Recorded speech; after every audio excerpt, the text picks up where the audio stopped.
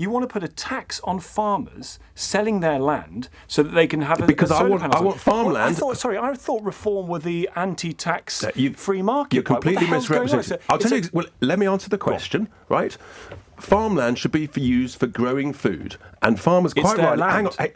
Farmers quite rightly are saying that we don't want inheritance tax on land because we want it for food security and to generate food for UK consumers. And that is quite right. Those farmers who are selling out to the solar farms in their thousands of acres, they're taking the renewable pound and they are damaging our food security. So all we're saying is we would scrap all inheritance tax, including inheritance tax on farmers. But if you decide to sell out and not be part of that food security, then you'll be taxed in the normal way when you pass away. It's huge state interference in the sale of private land. Massive. It's not by reform. It's not state interference. What it is? Tax on it. Look, at the end of the day, what we're saying is we want you to grow. We want you to farm land. That's the whole point. That's what farmers do. And if you sell out, look, I'm a fan of solar panels on the roofs of homes, on the roofs of industrial units. I was going to say one of your colleagues has it. I think. And I have. I've put solar panels. You put solar panels on the roof of my industrial units so that I can sell to the tenant. That eases the pressure on the grid. That is sensible. That's a smart thing to do. That's a sensible multi-use of a roof. All up for that, but actually taking away valuable farmland is lunacy, and it's got to stop. You want a law in place to force the national grid to put cables underground. You accept that the grid has to upgrade. There have to be more cables. You accept that. Only if you go down the offshore renewable route of net zero. I don't accept net zero. So if you didn't have net zero, you wouldn't have the demand for all of these extra cables. Well, we're going to need to build more capacity at the moment, until grid. we win the election, we've got net zero. Then we'll scrap it and we'll stop all this nonsense. Hang on. But hear me out. No, stop. We need to upgrade the national grid. We need to build however many millions new homes. They've got to be serviced by cabling from the national grid. You agree? That is a tiny amount relative to the amount of extra electricity transmission caused by the demand for net zero renewables. You say you want to underground these transmission lines. No, hang on. You want to put these transmission lines because underground. we don't want to blight our countryside and our environment. Let me come on to my constituency. There are three routes. Just give me a second. The national grid say the cost of undergrounding transmission lines is between 10 and 20 times greater than overhead. Underground cables cost, they say, £12 million per kilometre.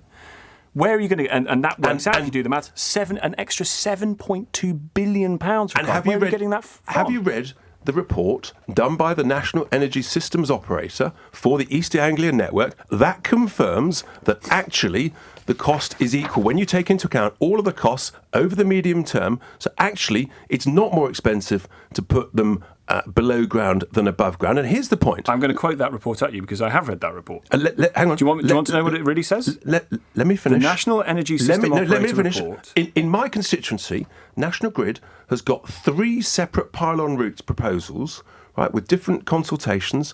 There's no economies of scale. There's no coordination of those, and they're going to blight my constituency with hundreds of pylons, which are blighting the countryside, blighting the environment. That is the wrong thing to do. There's nothing environmentally sustainable about that, You want to is put there? them underground. It's a huge additional cost. You cite that report that says actually it's cheaper. It doesn't say that. The National Energy System Operator report found the proposal of underground cables was only cheaper in the event all other options were delayed until 2034. So it doesn't say it's cheaper. It does, by a matter of years. They're going to be delayed anyway because of the planning disputes, because of the legal disputes. You've got county councils suing the national grid. So absolutely, I'm afraid you've just literally reinforced my point that those pylons won't be built by 2034. What you said it's saying. It is absolutely saying. It's absolutely not. Tom, the county councils are going to sue the national grid, right? In terms, none of the county councils want these. They won't be built before then anyway. You'd scrap it though. You wouldn't do any. I'd put them underground.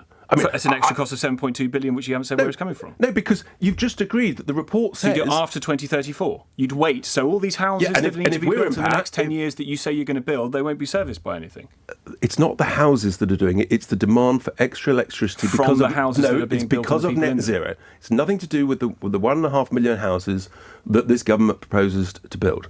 That is the difference. All of the demand is required by net zero. Scrap net zero, you don't need the pylons. My constituents don't want pylons blighting their countryside. That is the reality. I followed a very nice, very interesting interview between Harry Cole of The Sun and Rupert Lowe on YouTube yesterday, it was.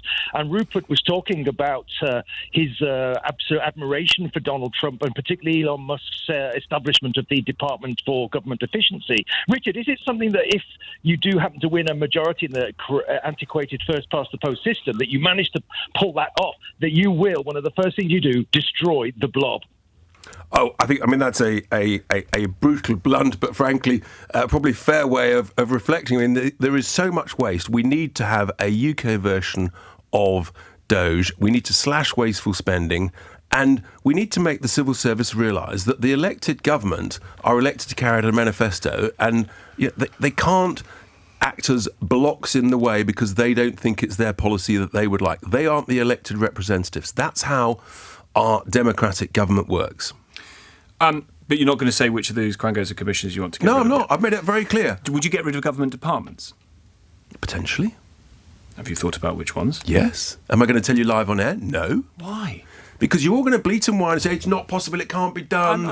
At the moment, I know exactly how this works, and we're not going to fall into that silly trap. But this is populism red in tooth and claw. This is. You do realise that populism is when it's quite popular. Well, it can be. No, it is. That's literally what it means. It means you're popular, you're getting votes. Yes. That's a good thing.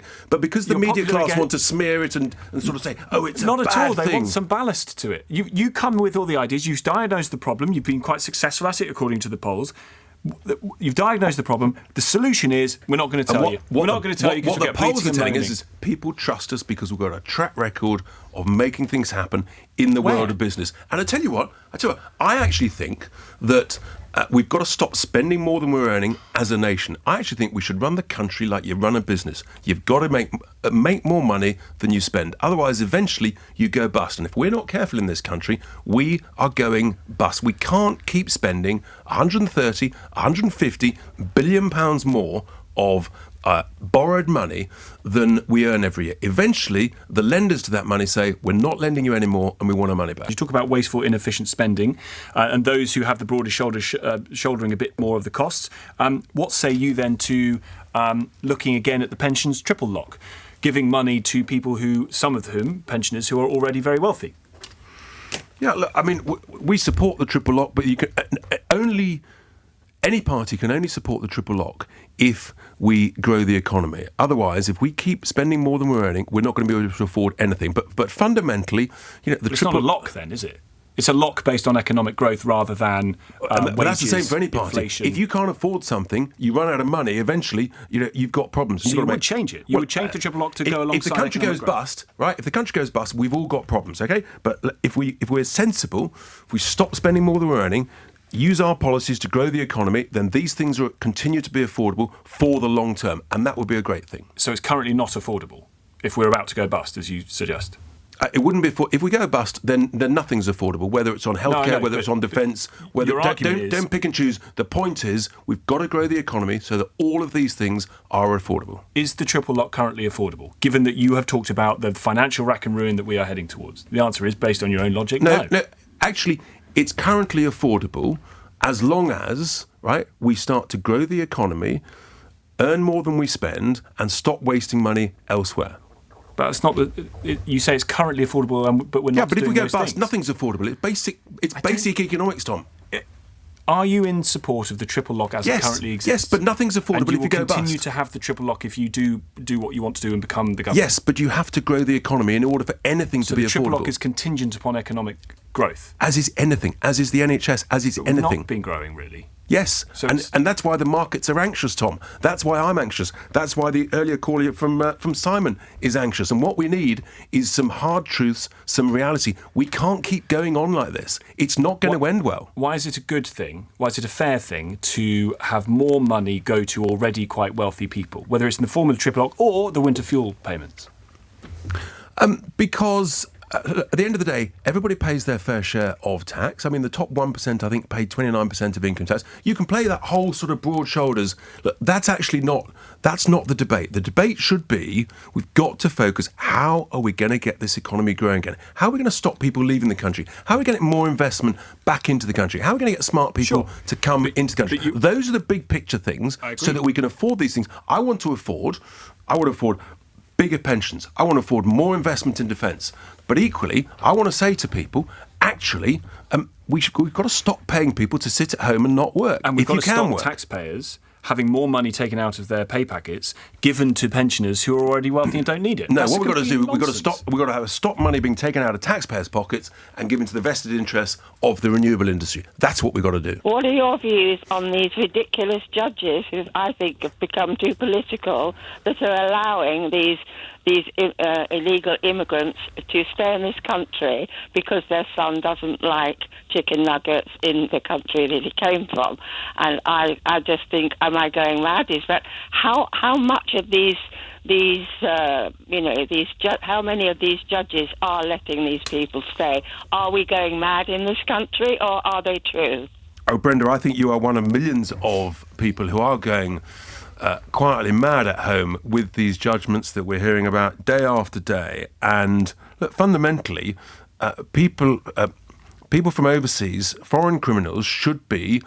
I actually think I would empty our prisons now. I would send those people back from where they came from to free up space in our prisons. Well, Labour say they've done that at a rate that's not been seen before. Labour say they're doing that at a rate that the Conservatives they're not emptying our prisons of foreign criminals. That's what I would do. No, they are supporting foreign criminals. But once they've served their sentence. But many of them actually were being denied the ability, as Brenda says, with that example of the Albanian, because it's all to do with the rules around the ECHR and our Human Rights Act. And some of these judges are interpreting it they're basically applying their own personal bias.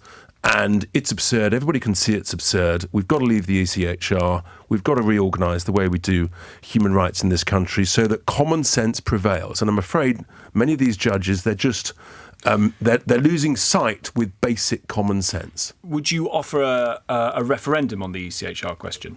Yeah, we quite like referendum, Tom, as you know, and we're quite good at them. We seem to win them. And so I'd be very happy to have a referendum on the ECHR, and I'm convinced we'd win it. And that would be policy were you to get into government? Oh, leaving the ECHR, full stop, is a policy.